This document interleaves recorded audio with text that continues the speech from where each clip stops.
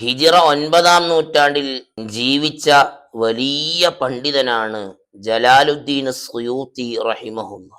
അവിടുത്തെ അൽഹാവിലുൽ ഫത്താവയുടെ 1-ാം വാള്യത്തിൽ മഹാൻ പറയുന്നുണ്ട്, അനസ് റളിയല്ലാഹു അൻഹു ഉദ്ധരിച്ച ഹദീസ്, നബി സല്ലല്ലാഹു അലൈഹി വസല്ലം തന്റെ നുബുവത്തിന് ശേഷം അറവ് നടത്തി മാംസവിതരണം നടത്തിയിരുന്നു.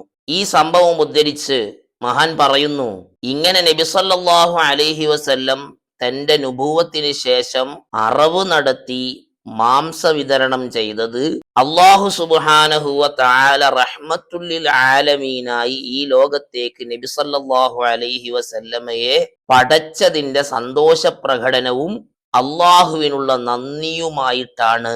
നബി തങ്ങൾ തന്നെ അവിടുത്തെ ജന്മദിനത്തിൽ സന്തോഷിച്ചുവെങ്കിൽ, അവിടുത്തെ സൃഷ്ടിപ്പിൽ നന്ദി പ്രകടിപ്പിച്ചുവെങ്കിൽ പിന്നെ ഇതെങ്ങനെ ബിദ്അത്താവും?